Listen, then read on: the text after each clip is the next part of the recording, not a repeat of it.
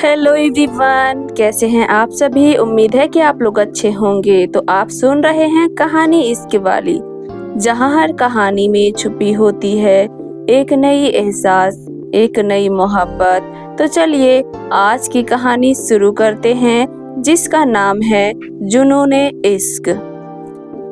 वो जब मिली तो लगा जैसे सारी दुनिया रुक गई।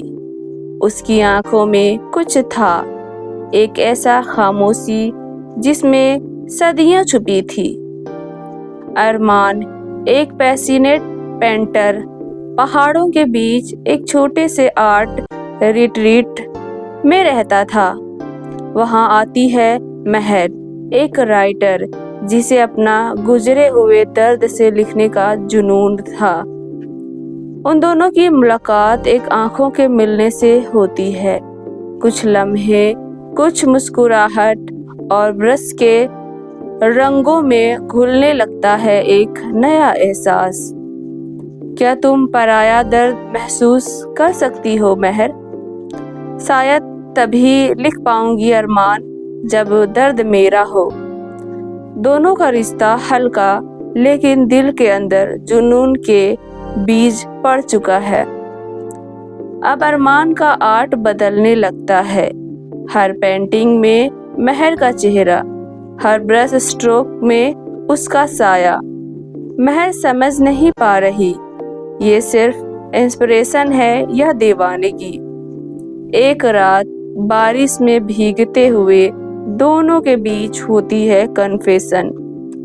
मैं तुमसे मोहब्बत करता हूँ महर, तुम मेरी कैनवस नहीं, मेरी जिंदगी हो। अरमान इश्क लिखने लायक होता है, जीने लायक नहीं। फिर भी मोहब्बत अपना रास्ता खुद बनाती है। दोनों एक दूसरे में खो जाते हैं। जिंदगी सिर्फ तुम और मैं बन जाती है, लेकिन अरमान के अंदर कुछ तो और भी है। एक डार्कनेस, एक पुरानी कहानी जिसे महर नहीं जानती। महर को एक दिन पेंटिंग मिलती है। उस पेंटिंग में एक और लड़की का चेहरा, बिल्कुल महर जैसी, लेकिन नाम लिखा है जोया। अरमान चुप है। उसके स्टूडियो के कोने में कुछ पुरानी डायरीज, कुछ फोटोग्राफ्स।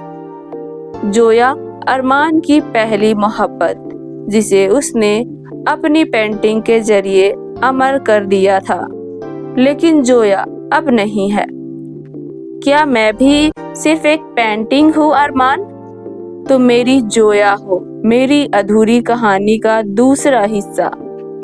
महर समझ जाती है अरमान इश्क करता नहीं, उसे पूजता है। और जब पूजा एक्सट्रीम हो जाए तो वो जुनून बन जाता है। महर अरमान से दूर जाने की कोशिश करती है, पर अरमान के लिए दूरी भी एक पाप है।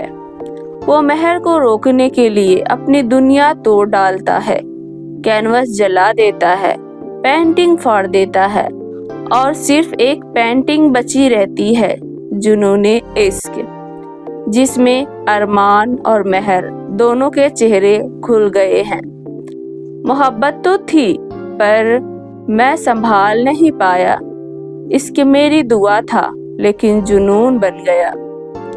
अरमान अपनी आखिरी पेंटिंग कंप्लीट करता है, और उसी रात वो चुपचाप चला जाता है, सिर्फ रंग, खुशबू और अपनी लिखी लाइन छोड़कर।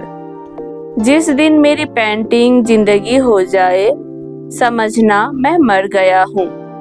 कई साल बाद महर एक आर्ट एग्जीबिशन में आती है। एक कैनवस को सामने रुकती है, जुनूने इश्क, वही पेंटिंग, और उस पेंटिंग में एक नए रंग का उजाला, जैसे अरमान अब भी वही हो। कुछ इश्क कभी खत्म नहीं होते, बस उनका रंग बदल जाता है। इश्क जब हद से बढ़ जाए तो मोहब्बत नहीं, जुनून बन जाता है, और जुनून हमेशा अपनी मिसाल छोड़ जाता है।